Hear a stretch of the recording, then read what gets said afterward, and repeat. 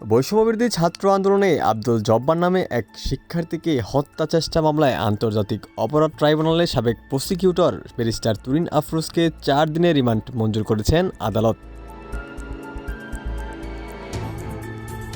এই সময় শুনানিতে তিনি বলেন, আমি ফ্যাসিস্ট হাসিনা সরকারের সময় ৬ বছর ধরে চাকরি থেকেই বঞ্চিত। মঙ্গলবার দুপুর ১টার দিকে তুরিন আফরোজকে আদালতে হাজির করে ঢাকার সিএমএম আদালতের হাজতখানায় রাখা হয়। এরপর দুপুর ২টা৩৪ ঢাকার additional chief metropolitan magistrate Zakir হোসেনের আদালতে উত্তরা পশ্চিম থানা পুলিশ আসামিকে তুলে ১০ দিনের রিমান্ড চেয়ে আবেদন করেন উত্তরা পশ্চিম থানার উপপরিদর্শক সুমন মিয়া।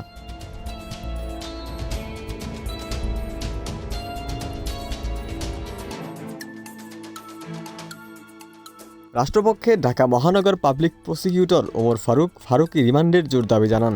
এ সময় তুরিন আফরোজের মনোনীত কোনো আইনজীবী ছিল না, তাই বিচারক আসামিকেই তার পক্ষে কথা বলতে বলেন।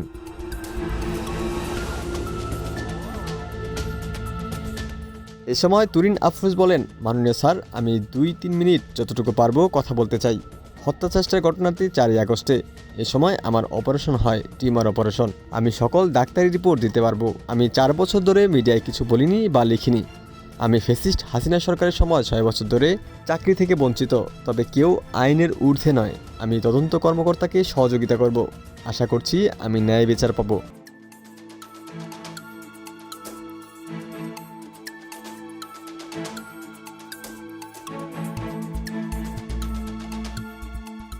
শুনানি শেষে বিচারক তাকে ৪ দিনের রিমান্ড মঞ্জুর করেন।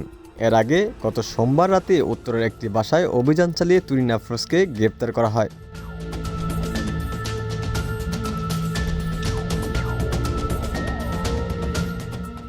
জানা গেছে, গত ৫ আগস্ট দুপুর ১২টার দিকে আব্দুল জব্বার উত্তরা পশ্চিম থানাধীন ঢাকা ময়মনসিংহ মহাসড়কের উপর বিএনএস সেন্টারের সামনে গুলিবিদ্ধ হন।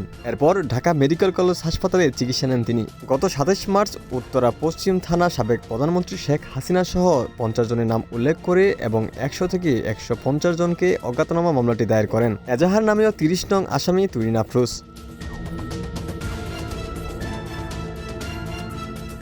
ওমর ফারুক, ঢাকা প্রকাশ।